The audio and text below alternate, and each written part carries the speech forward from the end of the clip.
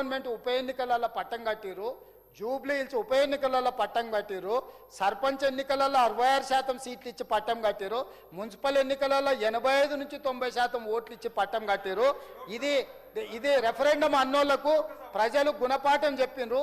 లోకసభలో మీకు గుండుసున్న ఇచ్చారు అధ్యక్ష. 2023 డిసెంబర్లో అధికారం పోయింది. 2024లో పార్లమెంటులో గుండుసున్న వచ్చింది. తర్వాత అసెంబ్లీలు, సర్పంచులు, మున్సిపల్ ఎన్నికల్లో ఇన్ని ఎన్నికల్లో ప్రజలు తీర్పిస్తే ఇది ప్రజల తప్పు, మేము మంచోళ్ళమే అని ముసిగేసుకొని వాళ్ళు ఇట్లా అబద్ధాలు చెప్పుకొని కాలం గడుపుతున్నారు అధ్యక్ష. ఇది ఏమీ ప్రయోజనం లేదు. వాస్తవాలను గుర్తెరగండి, భూమి మీదకి దిగండి దయచేసి. మీరు రాజులు కాదు, ఇది మీ రాజ్యము కాదు. ప్రజలు రాజులు. ప్రజలు తీర్పిచ్చి వాళ్ళ సేవకులను నియమించుకుంటారు.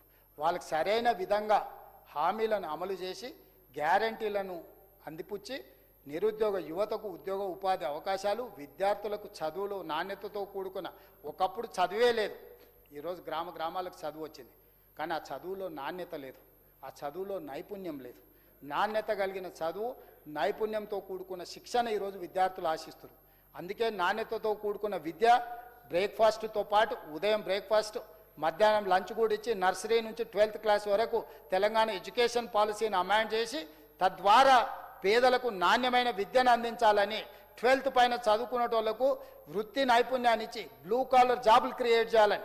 వైట్ కాలర్ జాబులు మొత్తం పోతాయి, ఏ సునామీలో కొట్టుకుపోతారంటే ఈరోజు లక్షలాది మంది నిరుద్యోగ యువకులను బ్లూ కాలర్ జాబులు, బ్లూ కాలర్ అంటే మనకు ఫిట్టర్ కావచ్చు, ఎలక్ట్రీషియన్ కావచ్చు, ప్లంబర్ కావచ్చు, ఇలా చేతి వృత్తులతోని, అదేవిధంగా బ్యూటీ పార్లర్లు కావచ్చు, హెయిర్ కటింగ్ సెలూన్లు కావచ్చు, ఇలాంటి చేతి వృత్తి, కుల వృత్తి, వంటలు ఏ వచ్చి చేయదు అధ్యక్ష, మనుషులే చేయాలా, షెఫ్ అంటారు కదా.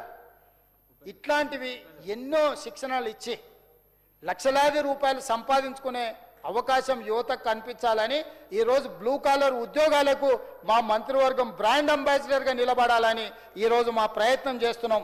ఆ ప్రయత్నాన్ని కూడా మీరు అభినందించకుండా మమ్మల్ని ఏదో విమర్శించాలని, గవర్నర్ గారిని అవమానించాలని వీళ్ళు ఈరోజు ఇట్లా ప్రయత్నం చేస్తారు అధ్యక్ష.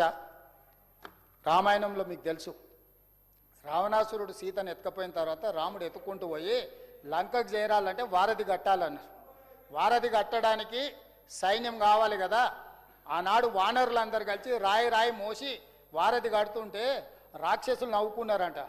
ఈ కోతులు చేసేది ఏంది, ఆ వారధి కట్టేది ఏంది, ఇలా బొంద ఇలా బోకేని. వారధి కట్టిండు, రాముడు దాటిండు, రావణాసురుడు చచ్చిండు, సీతమ్మ వెనక్కి వచ్చింది.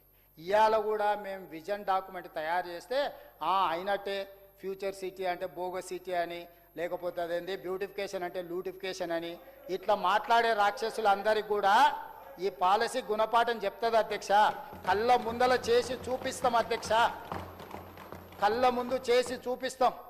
ఆనాడు రామాయణంలో వానరులు వారధి గడుతున్నప్పుడు అపహాసం చేసిన రాక్షసులకు వాళ్ళ గురువైన రావణాసురుడికి ఏ శిక్ష పడ్డదో, రామబాణం దెబ్బకు ఏమి జరిగిందో ఈనాడు కూడా మా తెలంగాణ రైజింగ్ 2047ని వెకిలి చేష్టలతోని, చిల్లర మాటలతోటి చిన్న చేసి చూపించే ప్రయత్నం ఎవరైతే చేస్తుండ్రో ఆనాడు రావణాసురుడు రాక్షసులకు పట్టిన గతే ఈనాడు పడుతుంది.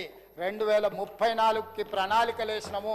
ఇంకా 8 సంవత్సరాలు మా చేతుల్లో ఉంది. 8 సంవత్సరాలు మొదటి విడతగా ప్రణాళికలు చేసినాము. 2029 ఎన్నికలు అనేది పాసింగ్ క్లౌడ్ మాత్రమే. ప్రజలు స్పష్టంగా నిర్ణయం తీసుకున్నారు. ఈ ప్రభుత్వమే, ఈ నాయకత్వమే, ఈ మంత్రివర్గమే 2034 వరకు కొనసాగుతుంది. ఈ విజన్ డాక్యుమెంట్ని అమలు చేస్తారు. తద్వారా $1 ట్రిలియన్ ఎకానమీకి చేరుకుంటారు. First phase of reforms, first phase of planning తోటి ఆర్థిక వ్యవస్థ బలోపేతమవుతుంది. తెలంగాణ నిరుద్యోగ యువకులకు ఉద్యోగ ఉపాధి అవకాశాలు వస్తాయి. ఈ ప్రాంతానికి పరిశ్రమలు వస్తాయి. ఈ ప్రాంతంలో వ్యవసాయం లాభసాటిగా మారుతుందని 4 కోట్ల తెలంగాణ ప్రజలు విశ్వసిస్తున్నారు. ఆ దిశగా నిరంతరం పనిచేస్తాం అధ్యక్ష. నేను గతంలో ఉన్న నాయకులకు విజనరీ అని నేను చెప్పుకోను, రైతు రాజునని నేను చెప్పుకోను, తెలంగాణ ఉద్యమకారునని నేను చెప్పుకోను. అంతంత పదాలు నేనేం చెప్పుకోను. నేనేం చెప్తా అంటే నేను హార్డ్ వర్కర్ని, నేను కష్టజీవిని. నాకు తెలియంది తెలుసుకుంటా, తెలుసుకున్నది నేర్చుకుంటా, నేర్చుకున్నదాన్ని 10 మందికి పంచుతా. ఈరోజు మాట్లాడేటోళ్ళు అధ్యక్ష ఇవాళ ఆడ నెత్తి దూకుంటా నేను వార్డు మెంబర్ కాకుండా డాక్టర్ వైఎస్ రాజశేఖర రెడ్డి మంత్రిని చేసిండు. ఇది మర్చిపోవద్దు. ఎవరి దయతోని మంత్రి అయినావు? డాక్టర్ వైఎస్ రాజశేఖర రెడ్డి మంత్రిని చేశాడు. అంతకుముందు వార్డు మెంబర్ కూడా కాదు నువ్వు. ఆ వెనకాలు ఉన్నాయన ఎవరి దయతోని ఎమ్మెల్యే అయ్యిండు?